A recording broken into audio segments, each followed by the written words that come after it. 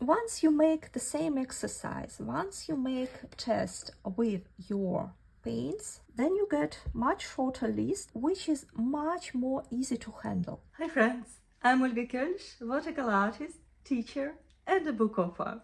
Welcome to my studio. I will make swatches only for paints I used mostly often. You can see that on the amount of the leftovers. So first it was lemon yellow. Let's firstly just make swatches. Lemon yellow. Next one, Indian yellow. Another one we already talked about. This is cadmium orange. Regarding the reds, vermilion, cadmium red and alizarin crimson. I wouldn't say I used any of them so much, but I think alizarin crimson gets the opportunity to get into the short palette. Let's maybe reserve one space for the red. Alizarin crimson, dark Bordeaux pink, and the one you already know about, it's quinacridone rose, bright one.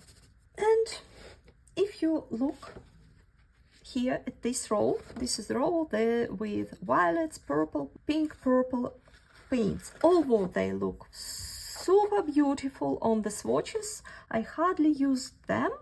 Why?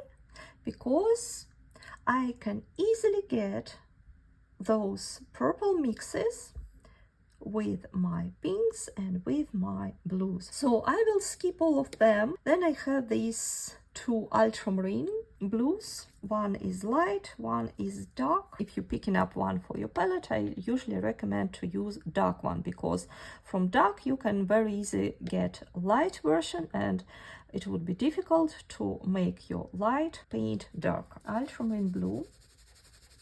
I also used a lot of cobalt. You can see that. Also, you can see I don't like to wash my paints too often, and that's because I very often mix them. Cobalt. I'm afraid this cobalt have seen life, so it looks pretty dirty here. That shows that's very working paint for me. Another one, cerulean.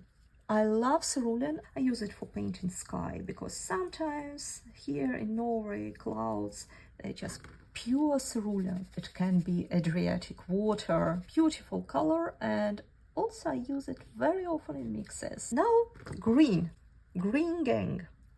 No surprise, I hardly used turquoise, although it's so beautiful, but it's so easy to get it if you just mix a viridian with ultramarine blue. Let's see what do we have from greens. Phthalo green,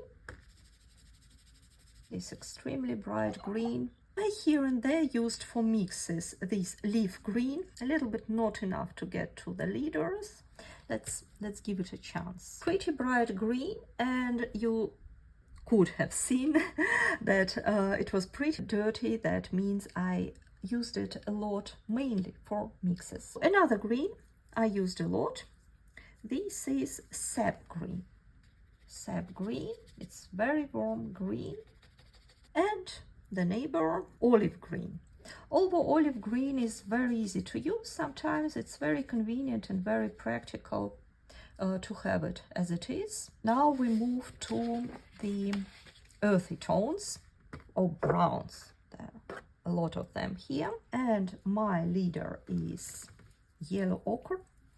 It's pretty opaque paint, and I use it a lot to mute down the paints. And the rest hardly used, except burnt sienna. Burnt sienna you already know from the previous experiment. And what about the rest? The rest are very dark browns. I used a little bit of sepia. I used a little bit of Payne's gray, and the rest, you see, this looks like some dust already covering this poor lamp black paint. That tells a lot. I use titanium white here and there, and on some tutorials I like to add a bit of shimmery paints, but that's more like for fun. So how many do we have here? 1, 2, 3, 4, 5, 6, 7, 8, 9, 10, 11, 12, 13. this one it will be 14. And I also tend to cheat a little bit and pick up one of the reds. Cadmium red gets a chance to get into my short palette number 15. And let's analyze what we got here. If I look at the paints, what do I see? What paints were chosen most of all? Yellows. Cold yellow, warm yellow. Reds, pinks. Cold, more warm. Blues, warm, cold. Let's say this was a bit, so that was the real. This is final. This is the real cobalt. I like cobalt for its granulation. I use it a lot in mixes again, so forget about this one. This is the real cobalt. But warm, cold. Greens, cold, warm, and more warm.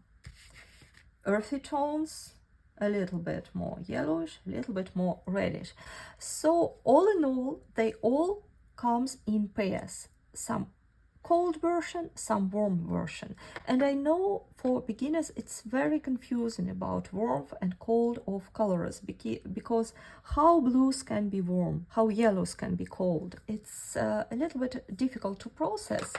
And to make it easy, you see that these two a little bit different. When you look just at these two, you probably think that this is more like a sunshine, warm sunny day. If you look at these two, one is a little bit more moody, one is a little bit more crispy, transparent. If you look at this, let's say these two, one is a little bit icy and one can be just a bit of a warmer sunny day. Here I think it's with greens it's a little bit easier to understand the warmth and the cold, at least with this sap green. What's important that most of my randomly, not randomly, but paints which I tend to use during my paintings, they tend to go in pairs. And cadmium orange stay a little bit aside. We can pair it, we can pair cadmium orange with red, then it will be also a nice pair. Cadmium orange, cadmium red, they will create a nice pair.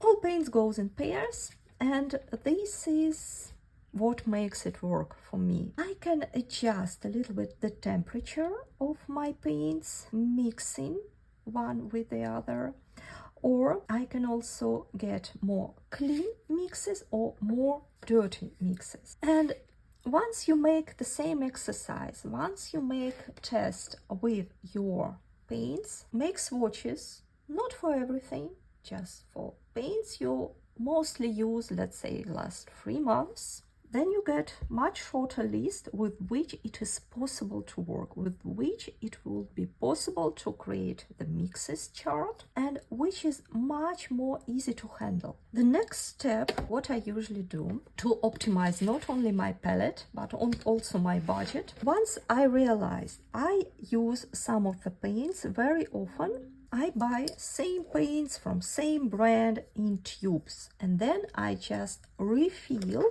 the empty spots once I have it.